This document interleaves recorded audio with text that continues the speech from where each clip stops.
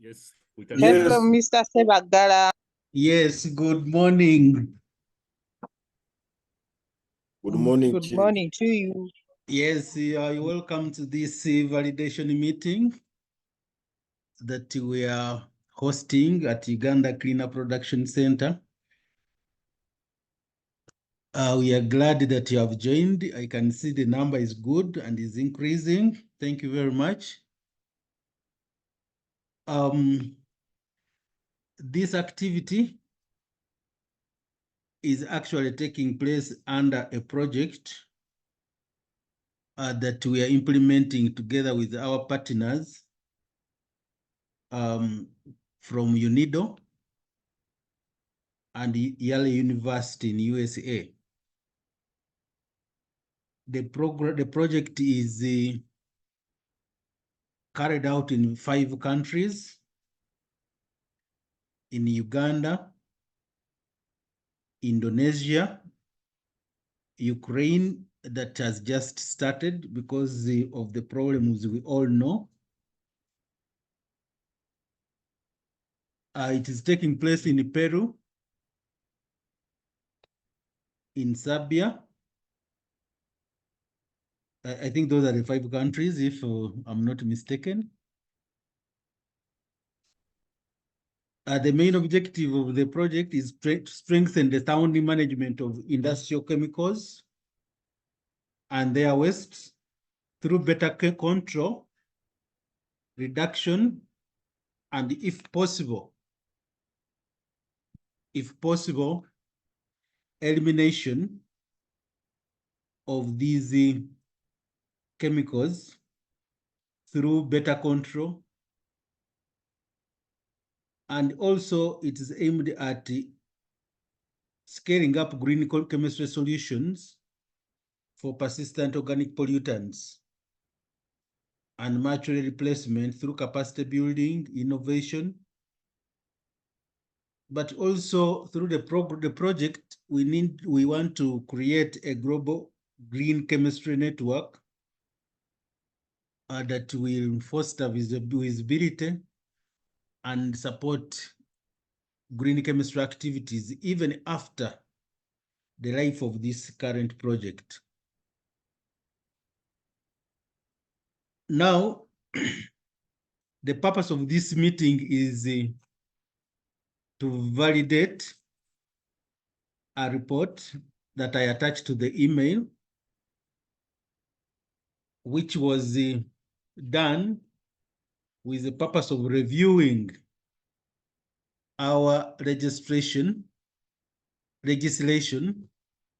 our legal framework and institutional framework in relation to green chemistry. I hope you had time to go through the report, but even after this meeting, you can still go through the report. It is a soft copy. You can track changes, have input, and send back to us. We shall capture your input and incorporate it in the final report. But I want to give a background as part of the presentation that I'm going to make, which I'm sharing shortly on my screen. I hope you are able to. Are we able to view the screen? Yes. Can I continue? Yes, Silva, we can view the Consensus? show. Hello. Kindly proceed, we can view it. Okay. This is the title of the project, the Global Green Chem Innovation and the Network Program for Green Chemistry. I want to start by giving a background, just a brief background on green chemistry, what it is. Green chemistry is the design of the chemical products and processes in order to reduce or eliminate the generation and use of hazardous substances. And here we mean hazardous to human health and environment. Simply put, it means using knowledge in chemistry so that we can design products and manufacturing processes to provide us with the goods and services we want without causing pollution and negative impacts on our health, and also the inefficiencies that we don't want. And from cleaner production, these inefficiencies are the ones responsible for generating waste that in the end brings about losses, but also negative impacts on us as people and the environment. But we also need to know that the green chemistry approach can be applied for environmental, economic, and social benefits along the entire value chain or life cycle of a product. As we can see, when we are manufacturing our products, we start with the designing the products. So green chemistry can be applied, and in fact, it's better to apply green chemistry at the stage of designing so that the improvements cascade through all the stages that follow. Once we don't design for example, degradability, as in the case we see for the plastics, then it might be difficult to introduce innovations that will improve the upper stream stages of the life of the product. So it is important that during design, we apply green chemistry to eliminate toxic substances from the product and also the processes.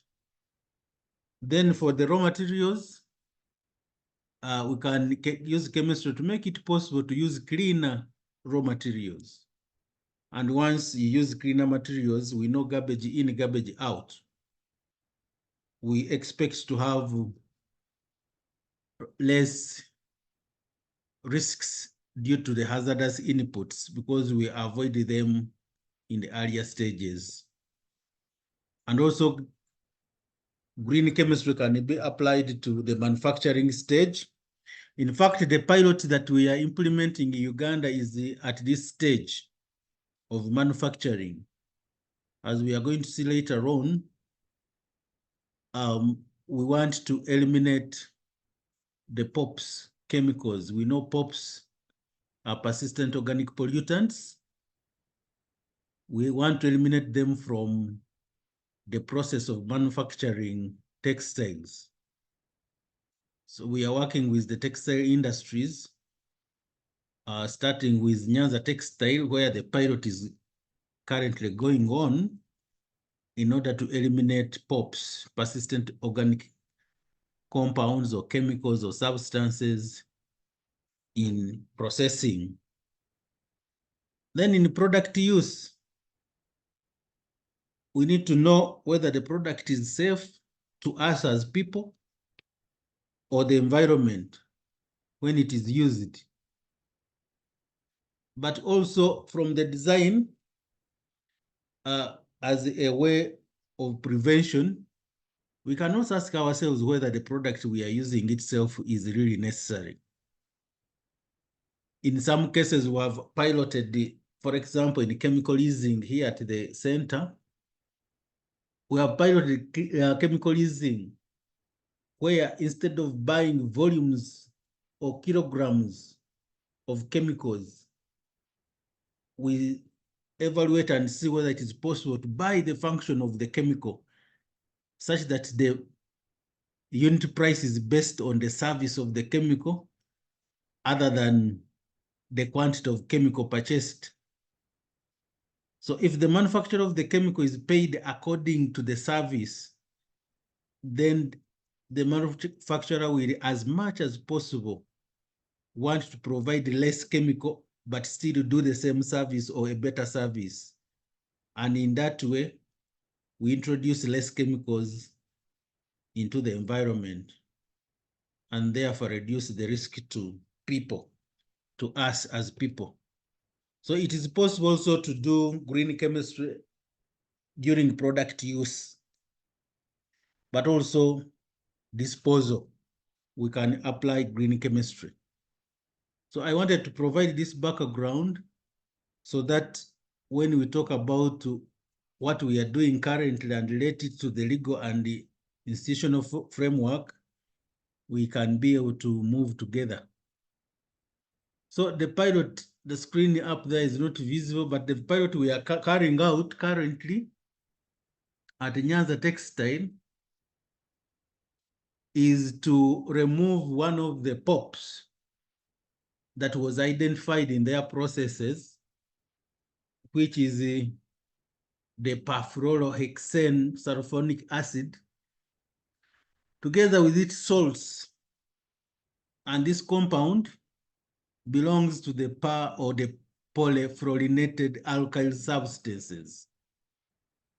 Some bit of chemistry here, but we just have to understand that there is a POP in textile processing that we need to address.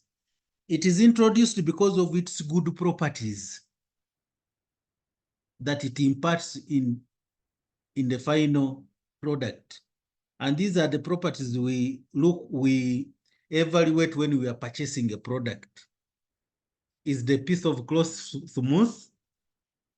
Is it easy to wash? Is it resistant to stains? And some of these properties, unfortunately, are provided by the chemicals that are categorized as toxic to the environment and to our health. Some of them are actually have been identified as cancer causing, or they trigger reactions that lead to cancer.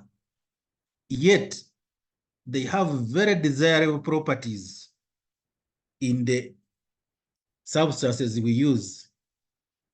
We're also working with NEMA recently and the regional center, the Basel Convention Regional Center in Nigeria, to look at the same POPs in plastics. Again, these substances provide good properties to the products we use, but they are not, eventually they are not good for our health and environment. They are not good because they don't biodegrade easily. This particular one has a very stable bond between carbon and fluorine that cannot be broken easily, even at high temperatures. And that's why it is persistent. This compound and its salts have the unique properties that I talked about that they impart on our products. As you can see from the screen, they are listed there. I don't want to repeat them. It is also widely used in other consumer goods, such as carpets. This very chemical I'm talking about, the leather, firefighting foam, paper making, people who have the habit of chewing paper. Sometimes you chew it when it is printed on, and yet also printing ink has some of these chemicals. The sealants and so on. So these are chemicals that are good, but they're also very dangerous to our health and environment, and we need to eliminate them. And thanks to green chemistry, there are ways, there are alternatives, which we call the green chemistry alternatives, that through research have been discovered. They have the same properties, but they don't have the carbon halogenic bond. And it is this bond that makes these chemicals not easily biodegraded once they are in the environment.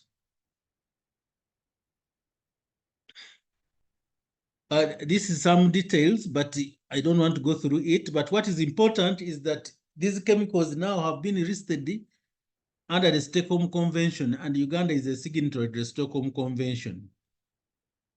This particular one was listed only recently, and if you are a member of, if you are signatory to the Stockholm Convention, you need to do something about it.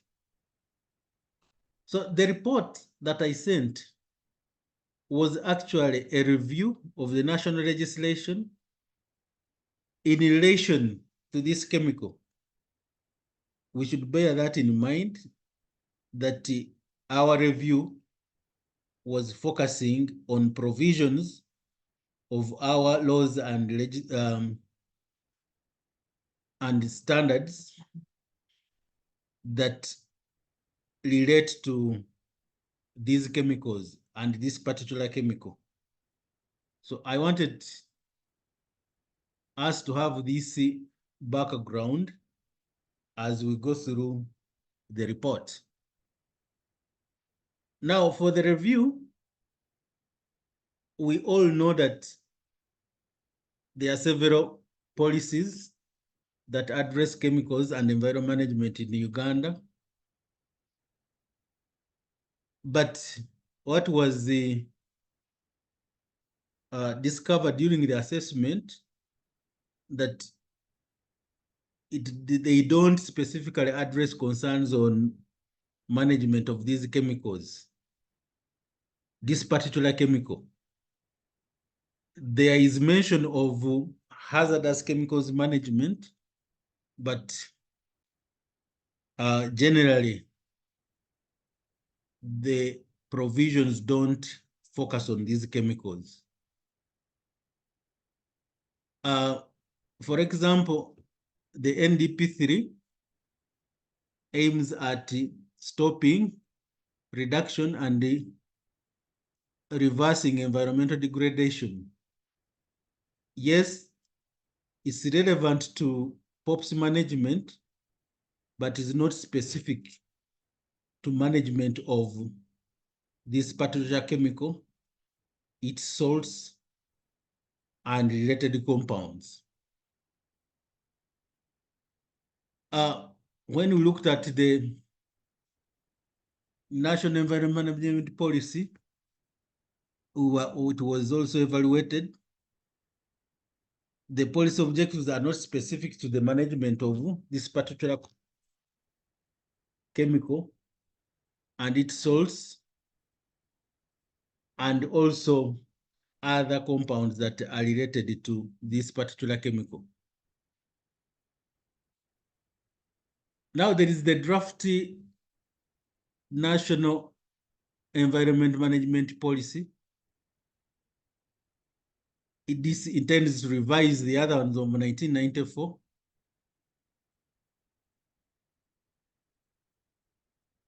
And there is a provision on monitoring so that adverse environment effects can be foreseen, eliminated, or mitigated, which is relevant to the management of this chemical. When you look at predicting, and that one would actually bring about the aspects of designing processes that don't use some of these chemicals. And also there are provisions on sound management of chemicals, including measures for managing chemicals at every stage of their life cycle. That is from, not really from production, it would have been from extraction of materials, raw materials, up to disposal. And the draft policy also supports adoption of green chemical alternatives through innovative approaches, and it contains revised thematic areas for chemicals management. Now, the gap is that this policy is not yet approved, and it is also not having any specific provision related to management of perfluorohexene sulfonic acid and its salts. Oh, now this one.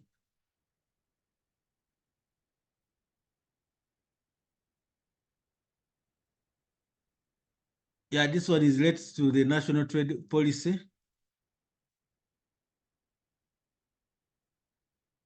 It mentions of the need to mitigate any adverse effects of practices, putting in place mitigation measures and policies for negative social and. Now, when we evaluated the policy, it could be relevant, but not yet approved. It could be having relevant provisions. Unfortunately, it is not yet approved.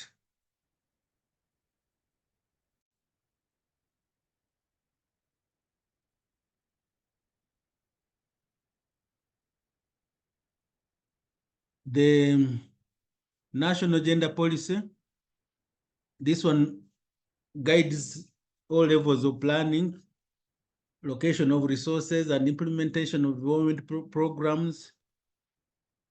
But really, it is not having any provisions on management of the perfluoro compounds. Now, one of the important laws is the National Environment Management Act, which has restrictions on POPs use. We have the draft chemicals management regulations that have provisions for establishing mechanisms for licensing and control of these chemicals. And there are also several laws that are used to address some of the aspects of the environmental laws, like the Agriculture Chemicals Management Board that I know. But in all these that we evaluated, there are still opportunities for improvement, so that when it comes to management of these specific POPs, then it is clear in the law, and the provisions are very clear in relation to management of the perfluoro compounds. This is what is desirable, other than having general provision on management of hazardous chemicals.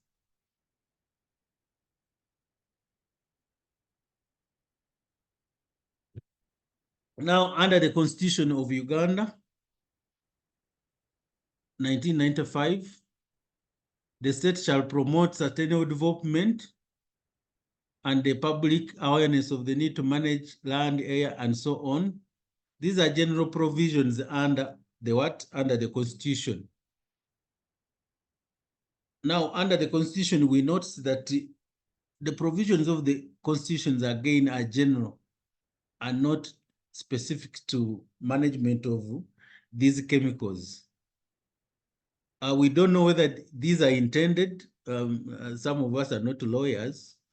These are intended that at another level they could be managed. There could be specific provisions, but unfortunately, when you look at also other laws and regulations, there are general statements on management of hazardous chemicals, not specifically mentioning some of these very toxic chemicals. Yet, because of their properties, industries tend to use them. Under the National Environment Act,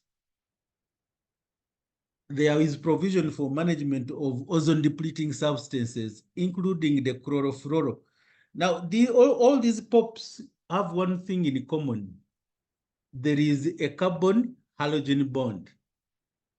Now, this one at least relates to these chemicals, even if there is no specific mention of the perfluoro compounds, but the moment is specific to the carbon halogen bond. And in this case, it is the carbon, chlorine, and fluorine bonds. Then it relates very well. It is provided for in the constitution, in the act. But what we would love to see is the actual mention of some of these compounds in some of these regulations and acts. And this is where we need your input, because this is how we looked at it. We need your input in this, and your guidance will be included in the final report.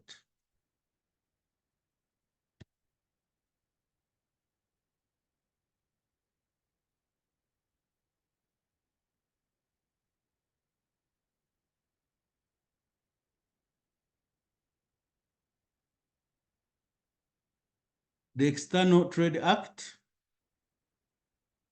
The Act restricts certain imports and empowers the minister to prohibit the importation or exportation of such goods.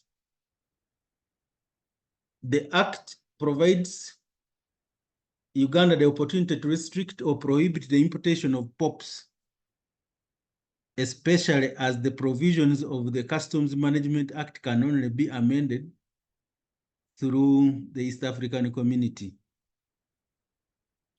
And again, same, they are general. We would love to have them specific to some of these perfluoro compounds, like the perfluorohexane sulfonic acid, its salts, and other related compounds.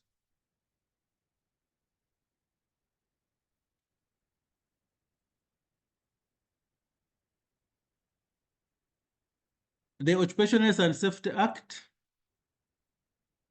Section 95 provides for general precautions for handling of chemicals, including an obligation of the employer to take preventive measures, and actually it is at the employer's cost to make sure that there is a prevention and reduction of contamination of the working environment, and therefore the workers.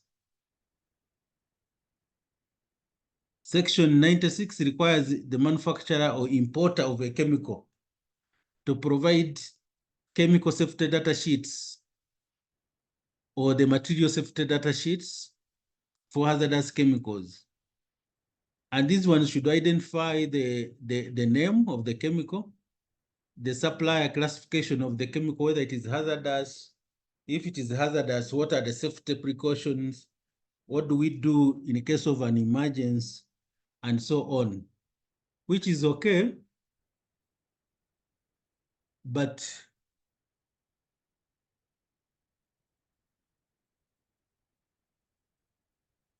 we notice a gap under this act. Again, there are general provisions not specific to these chemicals. And when you go to the international agreements, we have the Stockholm Convention on Persistent Organic Pollutants. This is not new to most of us, and Uganda acceded to the convention in July 2004. And the Article 7 of the convention, Uganda updated its NIP 2,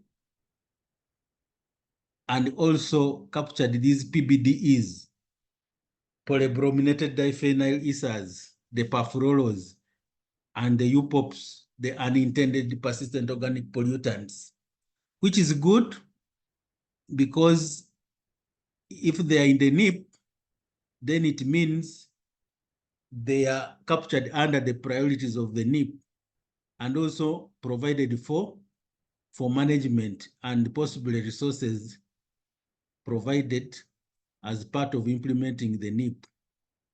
But I also know that there is a process that has been initiated by NEMA of reviewing this NIP. I think it should be NIP 3, and probably we should know the actual amounts, locations of some of these perfluoros. We have already identified the one in one industry, and whoever is doing NIP 3 could interest himself or herself in such sources.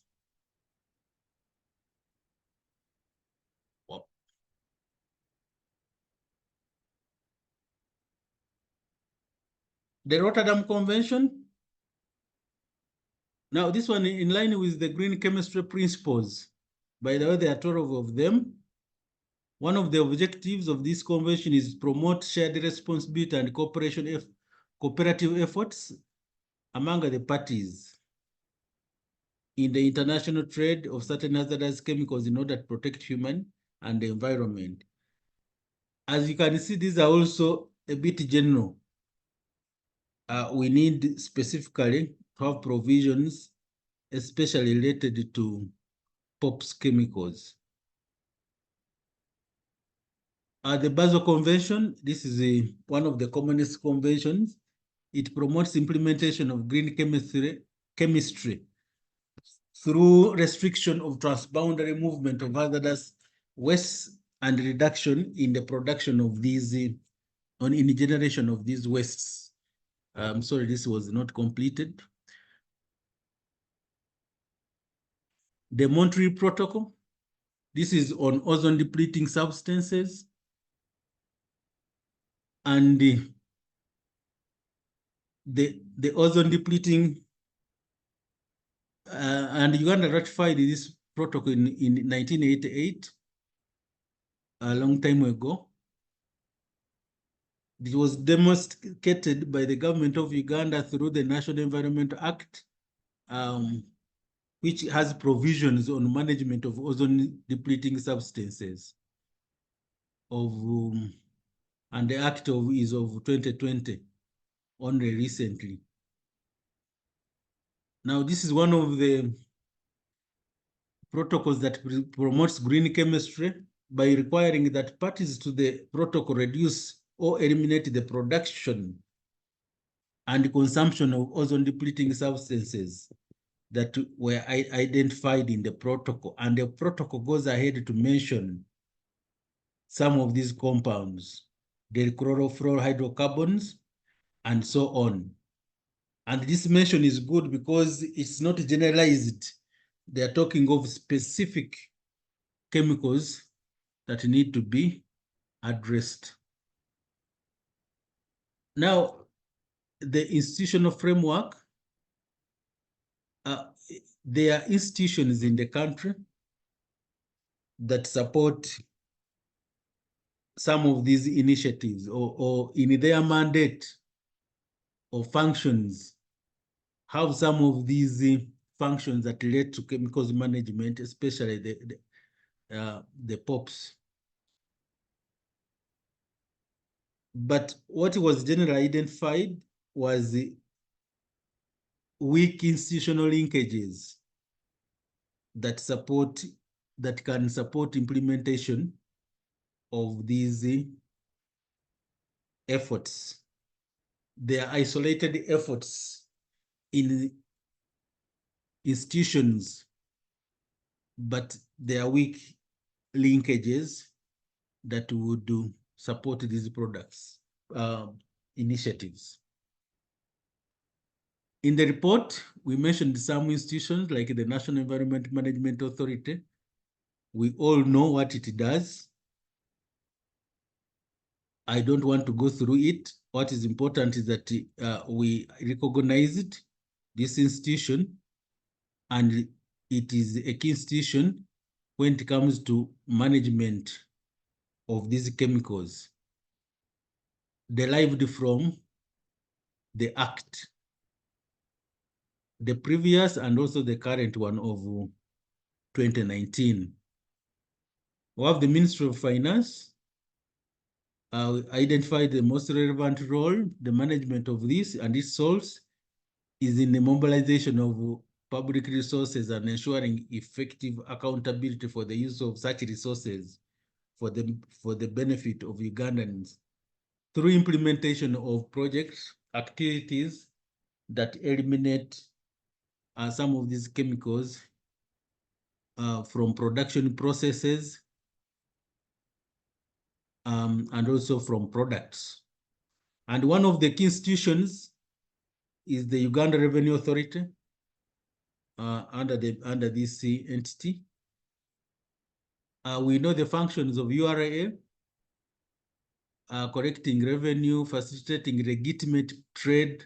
So if there is a trade under trade of these chemicals, then through the customs department, URA can enforce restrictions and prohibition of imports and exports of these goods.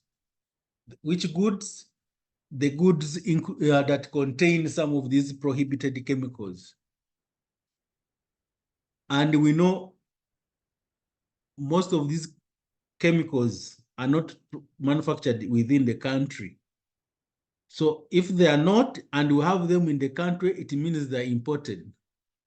So through enforcement, customs can play a key role in restricting importation.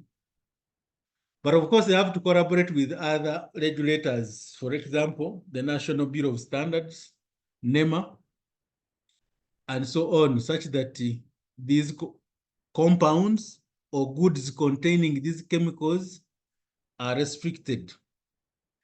And this will provide incentives for replacement. I know if a substance is not available, then there is effort to look for alternatives. And these can be the green alternatives, the green chemistry alternatives. Then the Ministry of Trade, Industry and Cooperatives, with its relevant agencies like the UNBS, URI. We know the mandate of UNBS: promote the use of standards, enforce standards in protection of public health, safety and environment against dangerous and substandard products. So through the functions of UNBS, we can actually restrict the use, the importation and use of these goods. We can also reduce use of these products as raw materials in our industries. Because currently it is the coalition of the willing.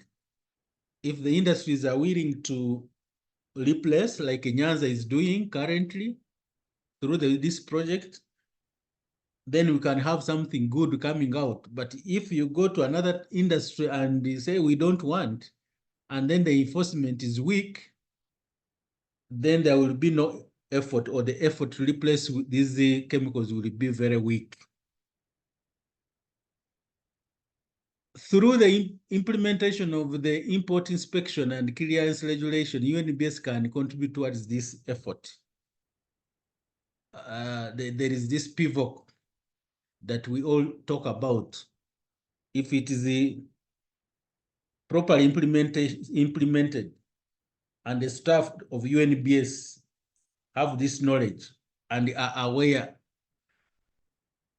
they know how to identify these products before they come into the country, then we can reduce importation of these products. But even raw materials that contain these products can be restricted. And once that is done, the industries will find alternatives because the alternatives are available, just as we have done with Nyanza Textiles. There is already an alternative to the perfluoro that is being introduced through the project under the pilot I talked about. And then URI undertake applied research, develop, acquire appropriate technology in order to create a strong, effective, and competitive industrial sector. The industrial sector cannot be competitive unless it has a strong market. But if there are such restrictions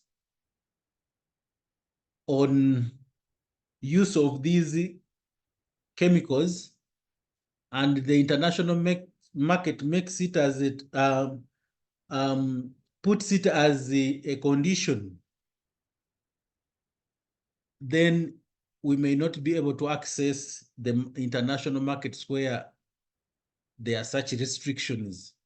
And of course, that has a bearing on our sustainable industrial development. The pilot plants at URI, programs on prototyping that can be used. So URI can be useful in piloting and introduction of green chemistry alternatives that replace some of these compounds that are not desirable in our products and production systems. The Ministry of Justice, we all know what it does. If there is support in enacting some of these laws that have provisions restricting use of these products in our daily lives and also as industrial inputs, then we can find alternatives to these chemicals other than using only the carrot, those who are willing.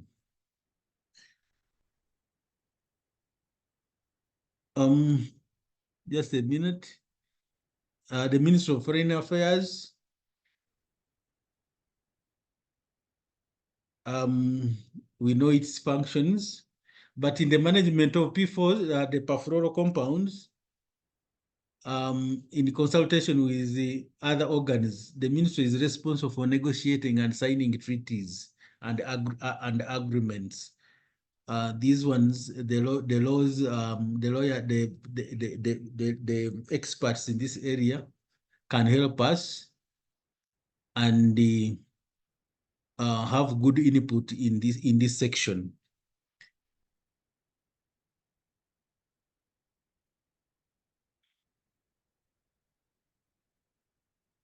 The Ministry of Internal Affairs. Here, in relation to PFOS, of course, if we are to restrict import, we need enforcement.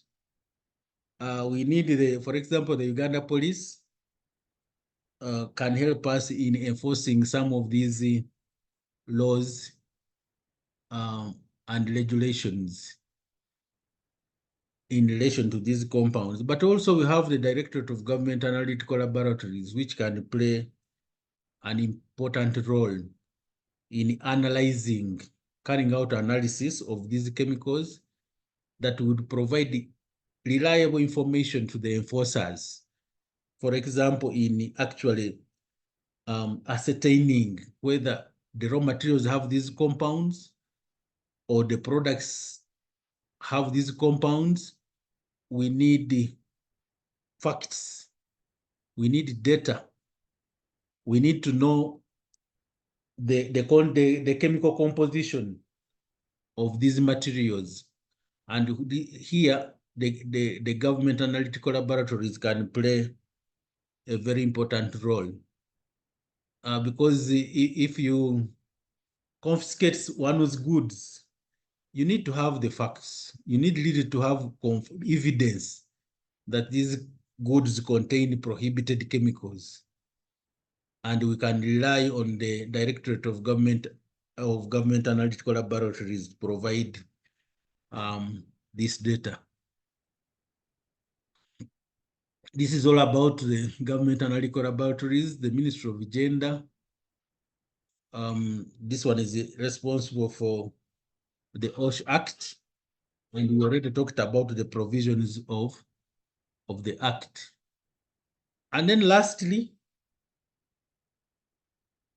we as Uganda Cleaner Production Center, we can also have a role to play, as we are already doing in carrying out assessments to identify some of these compounds, and also work with partners all over the world to find alternatives. Because as the National Cleaner Production Center, we have a regional and a global network of cleaner production centers that have experts in different fields, that we can have this knowledge base that is useful in identifying some of these green chemistry alternatives.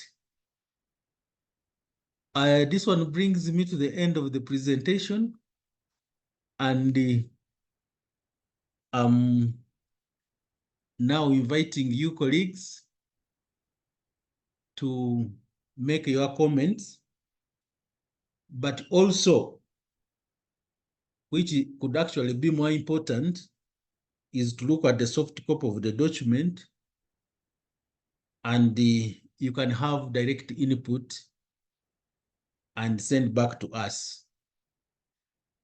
Now, before I open the discussion, may I request my colleagues at Uganda Cleaner Production Center, especially Mr. Edson Tuinomujun, Samuel, if you have any comment, please.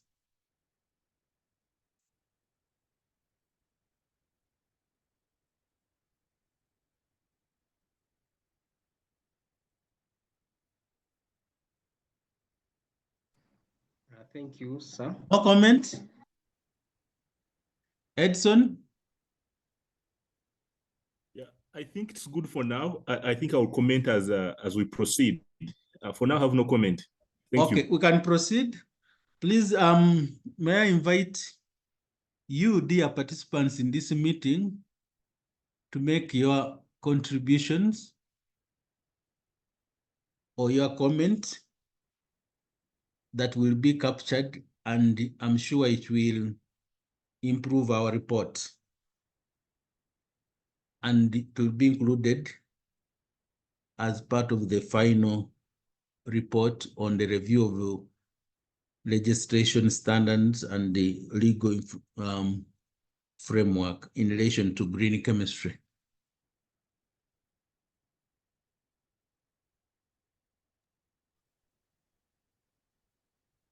Yes, Chair. Yes, France? Yeah, this is Franco from Ministry of Gender, Labor and Social Development. Yes, please. Hello? Are you getting me? Yes, I can hear you.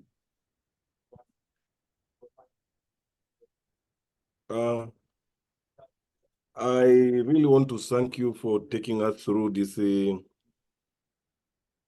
green chemistry subject. This is now, I think, almost the third time I'm participating in it. And most of the questions that I used to have in mind, I think today you have clarified them. Thank you for that.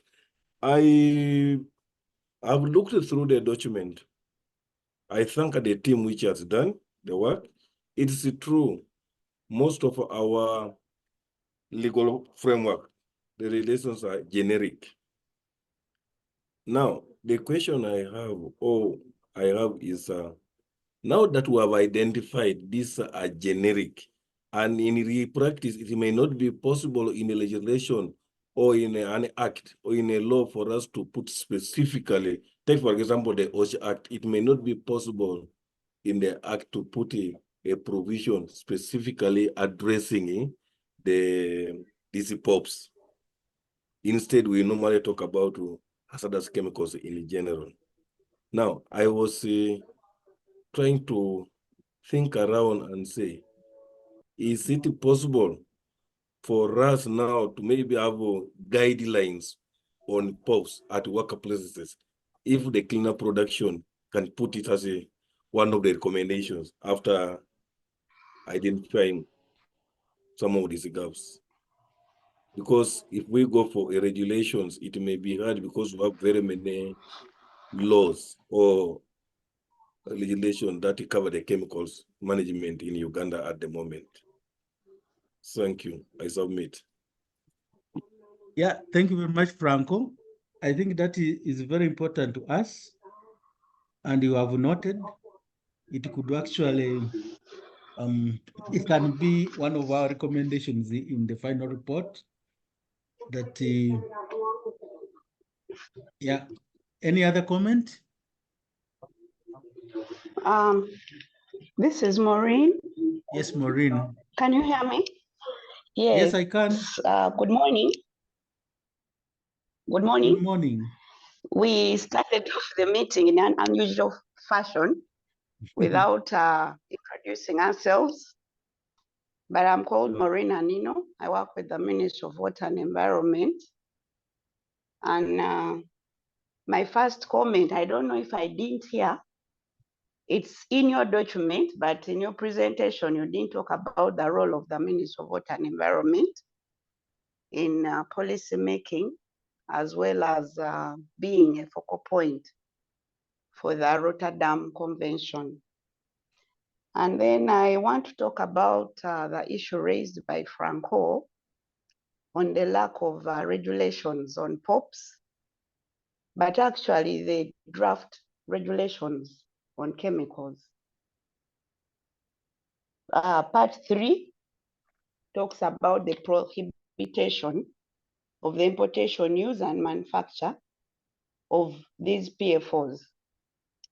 And it even lists under Schedule 2, it lists all those PFOs that we've talked about, specifically chemical number 25 and then also 27.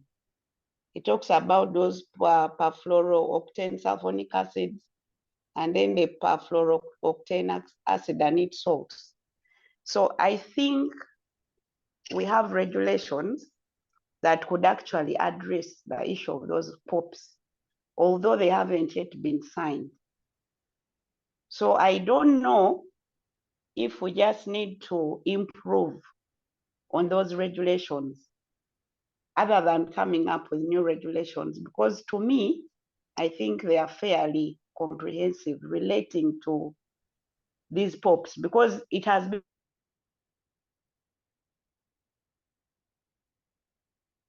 Yes, Maureen. updated to cater for, I know the national environment, because at that time there were not listed, which have been drafted, talk about all those POPs. They prohibit the importation, use, manufacture of all these POPs that we've talked about.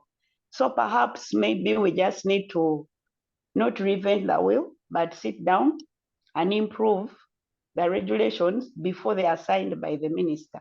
Because I know right now they are before the minister. But there's still an opportunity, there's still room for us to improve on it, to cater for all these things.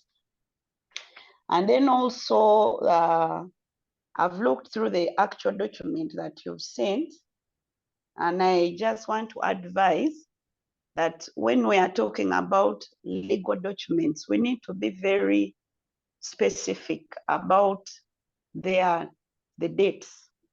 For example, you talk about waste management regulations of 1999, but we actually have new waste management regulations of 2020. Yes, so we need to update our document so that it's up to date.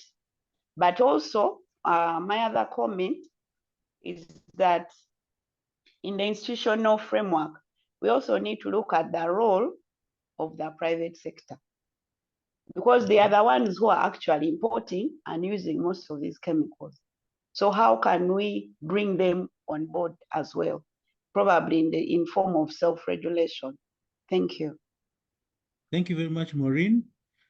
We have noted, especially regarding the dates. It must have been an oversight. We know there is one, the current one, not that of 99. Thank you.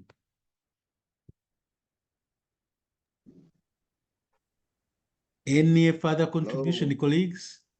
Hello. I don't see any hand. Hello. Hello? Joshua? Yes, Joshua Mutami, can I go on? Yes, you can go on. And after that, Simon Olado, you have the floor. Thank you very much, Silva and your team, for this review, for this study, which I've quickly perused, and I have seen that, okay, some work has been done. But I want to concur with the just previous speaker from Minister of Water. Of course, it's good that we need to continue reviewing some of our laws. But my quick point here is on the institutional framework.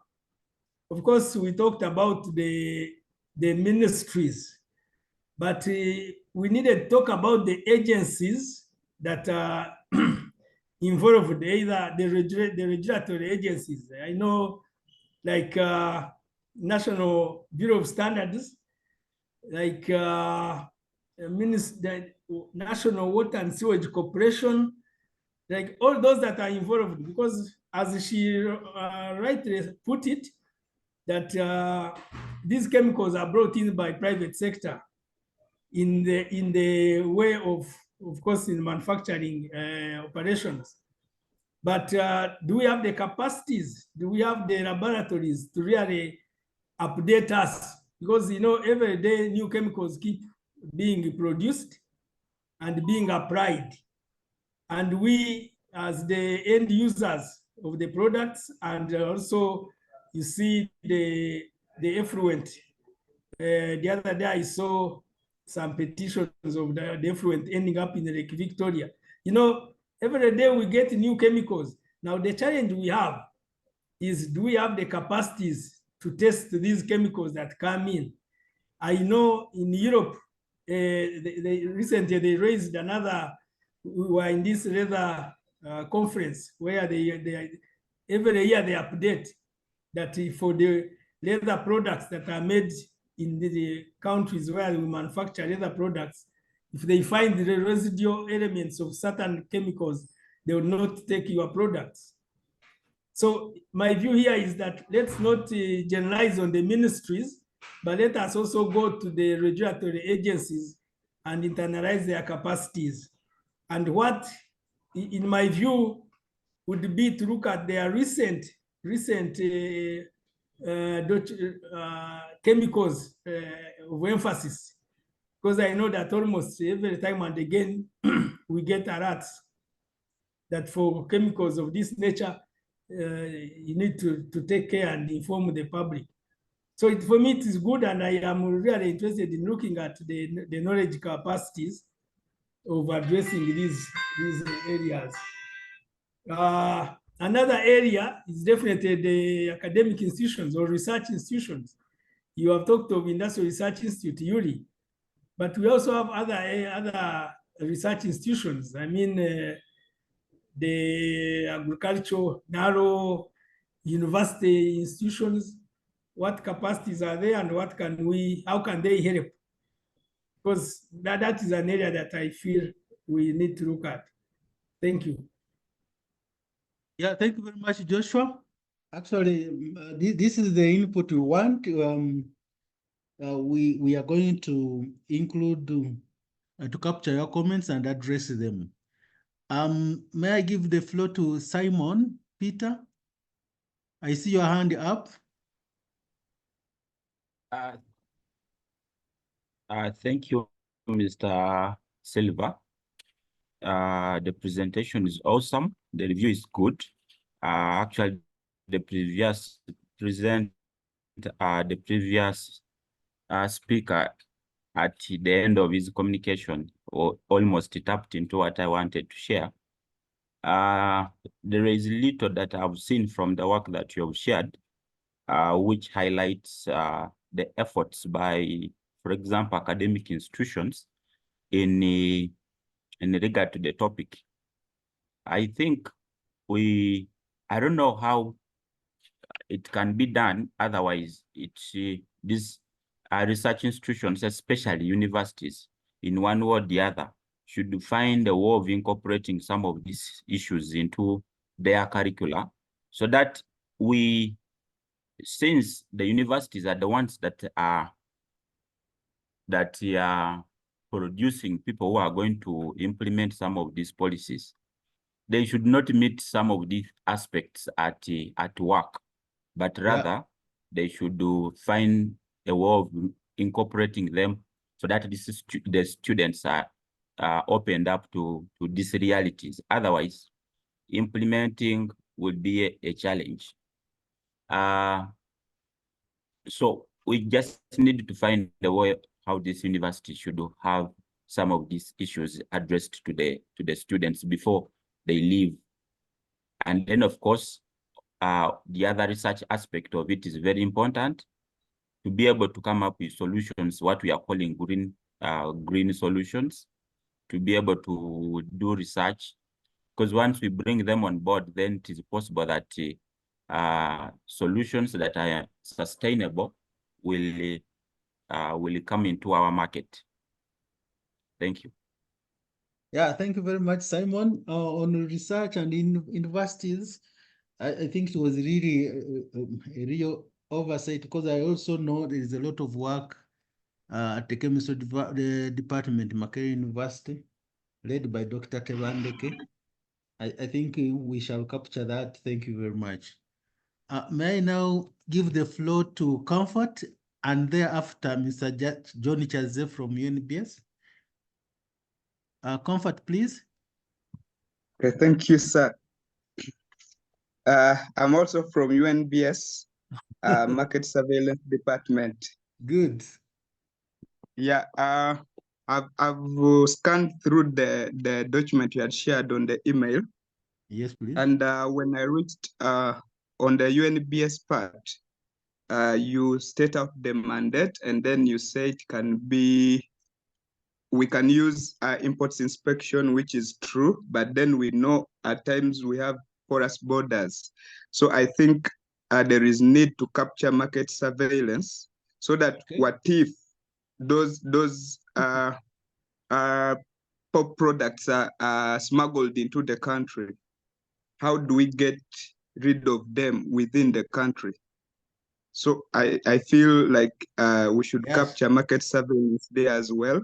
And then also for UNBS to come into action, there must be a standard directing us on how to go about a given product. So I also feel standards regulation should be captured,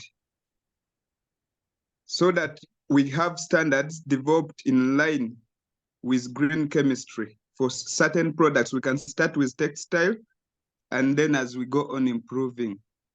That's my submission. And then also, the standards can help in testing. Without a standard, for example, I think UNBS can't test without a standard specifying out the given levels of these POPs and other stuff. So all those other 3 regulations, I feel they should be captured in this document. Thank you, sir. Thank you very much, Comfort. You are our neighbors here. We shall consult you more as we improve the document. Thank you. Yeah. John? Can we hear from John, please? Yes, John. Thank you very much. Good morning, Silva. Good morning, John. Yeah, thank you for the presentation. Good morning. Can you hear me? Yes, now we can hear you. Can you hear me? Yes. Hello? All right. John, Thank go ahead. everybody. I think my colleague has, my colleague has partly said what I wanted to do, to say, but let me maybe add something, but This is still on institutional or legal institutional arrangements. I think we also need to consider bringing on board other key stakeholders, like let's say consumer bodies. For instance, because these are very, very important in terms of awareness and in terms of advocacy. For instance, there is what they call the Uganda Consumer Protection Association, or we also have the Uganda, they call it the Consumer Education Trust. So this is while we talk about these chemicals and how harmful they could be, and probably the improvements in terms of the green technologies for the textile industry, I think they can help because largely that is what they do. For the rest of what has been said, I don't know, but I was thinking about the industrial policy under trade, but I don't know whether it is really relevant here because you mentioned, I think I saw you mentioned, I think internal or external trade, but I didn't see the industrial policy. Yeah, we shall So capture those that. are my comments for now. Thank you very Thank much. you very much, John. I think we shall capture the industrial policy. It's very important to have it here. Okay, Nathan Mununuzi, Mr. Nathan from Ministry of Water and Environment. You have the floor, please. Thank you, Silva. Thank you, Silva, for the presentation. It's my first engagement on green chemistry, so I've been learning, but also now I'm required to give input. From the presentation, you did indicate that what is in the Act, the Environment Act, is basically on hazardous chemicals and not specific to the chemicals in question. But also, we need to point out that we cannot have a national legislation on just a particular chemical, but we need to look at the current legal framework and find out are these chemicals in question being mentioned or not. If not, then we would be talking about inclusion of them in the current framework. I would be more specific on Section 7 of the Act, which lists the prohibited chemicals under Schedule 8. I think it would be proper if we looked at what is mentioned there, whether it includes all these or not. But also, with the subsection 2 gives the minister the powers to issue a statutory instrument, which I think now Maureen has just talked about, that can as well bring these chemicals on board, and then we see what alternatives do we have and where is our entry point. Otherwise, when we just talk of them missing out, and yet there could be avenues or opportunities that could help us to capture them, then that's what I would think would be recommended under this study, that either we talk of a specific regulation or we include these in the current review of regulations that is going on, have these brought on board. But again, also, I was wondering, you talked about alternatives that do exist. I don't know whether this is outside the scope of the study, but it would actually be of interest to some of us. Why is it that these alternatives are not being adopted? Is it an issue of cost? Is it an issue of lack of awareness by the manufacturers or the users that they are not adopting them? Do we need to put incentives for the use of those green chemicals such that maybe it can be more encouraging the use of them than the other? Thank you.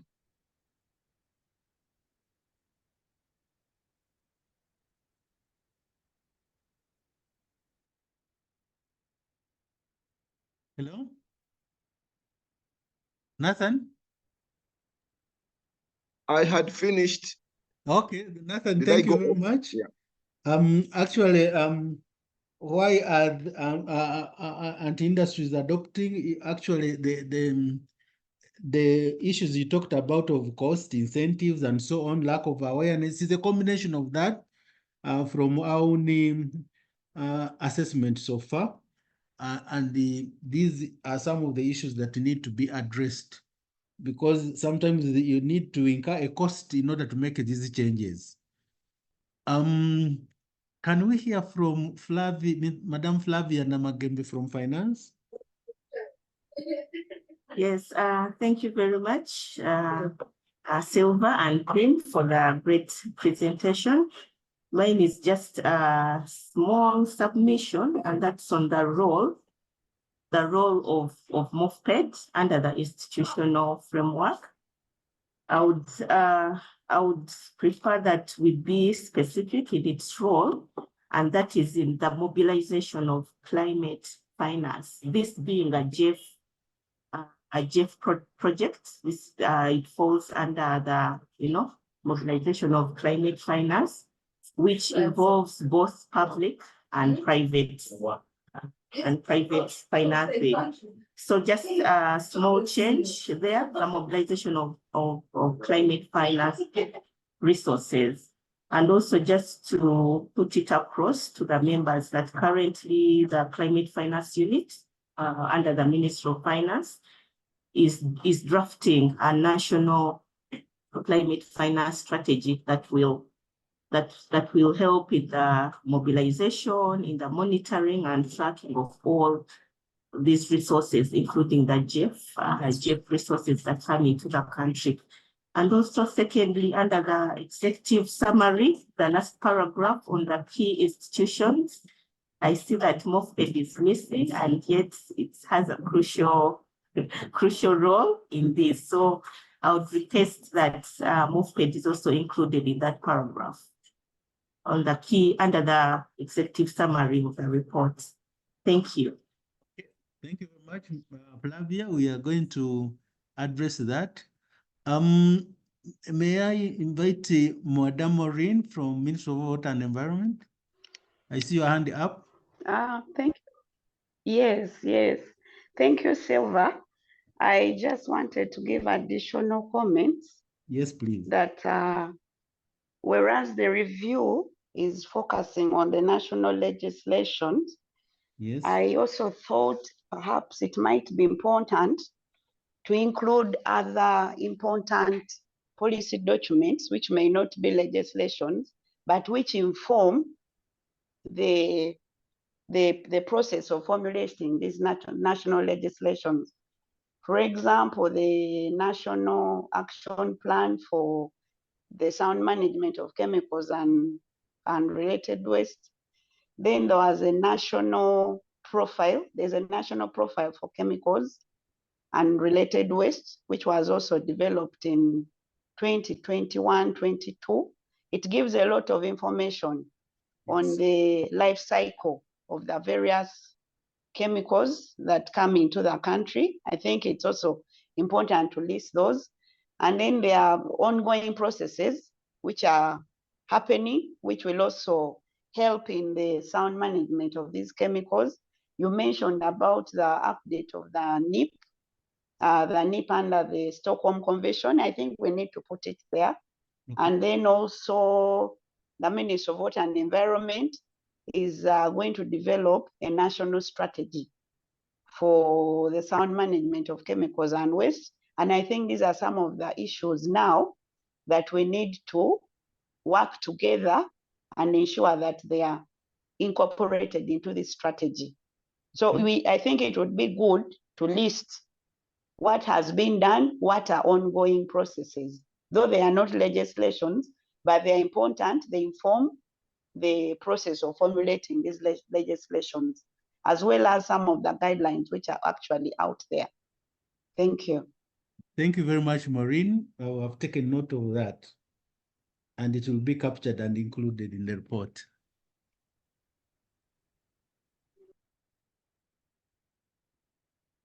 Any other comment?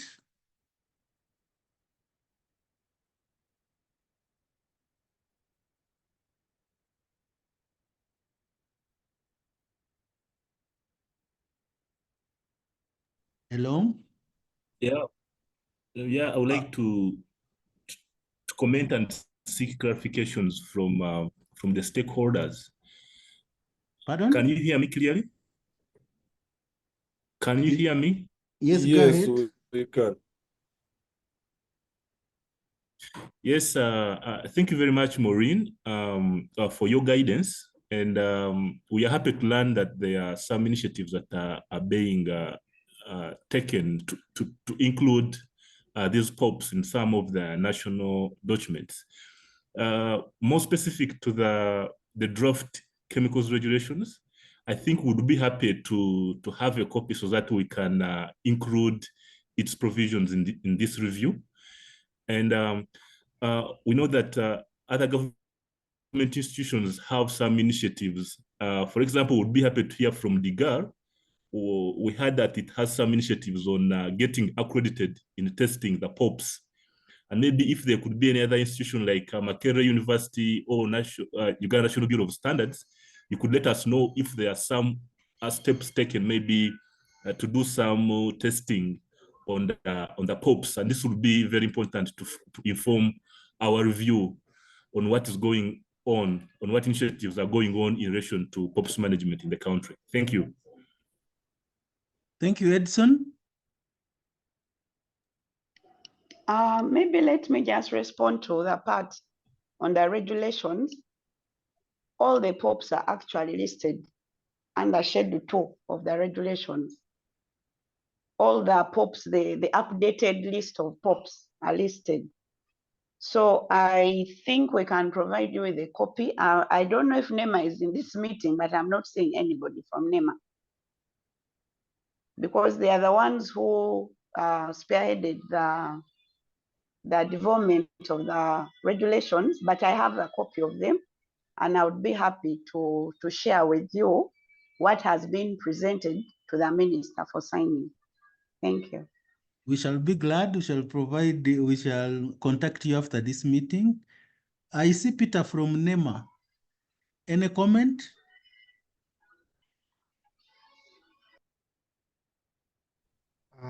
Hello, good evening, good afternoon, good morning, everyone. This is Peter Sekajeff, a Senior Environment Officer, Cleaner Production, and under the Division of Compliance Assistance, that is Environmental Compliance Department. I would like to comment that the institution actually, to bring to your attention that last year in July, the institution was the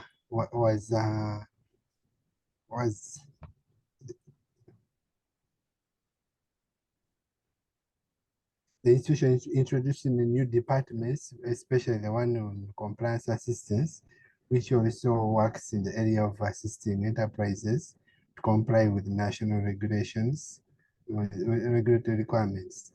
And also, as Mr. Silva Sebagara was pointing out, the institution also is looking at the updating of the national implementation plan for the Stockholm Convention. So perhaps all these POPs will be incorporated into this one. So a lot of work is ongoing. Perhaps we can have a one-on-one and also have our input in this document. Thank you so much.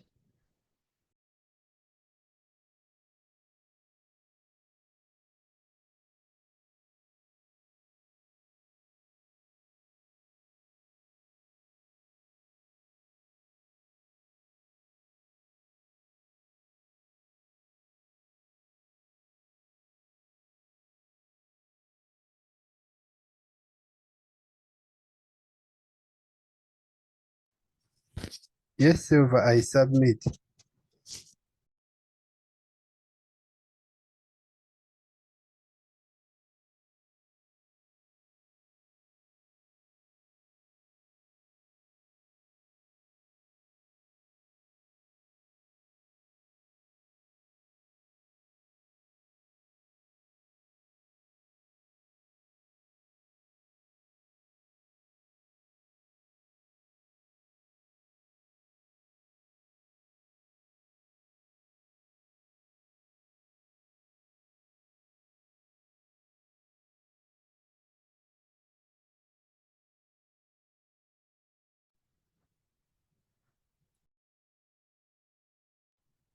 Hello, was I audible enough?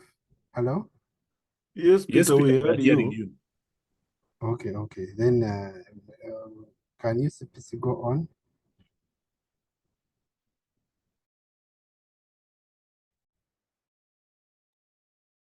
Hello? Hello? We can hear Can you. you hear me now? Yes, we can hear Sorry, I you. was muted. I forgot to unmute. Any other comment? If there is no any other comment, I want to thank you, colleagues, for sparing your time to make this contribution to this document. We value your contribution and comments. We are going to capture these comments, look at them in detail, contact some institutions again. We shall review these documents that you have suggested, especially the one from Madame Maureen from Ministry of Water and the Environment.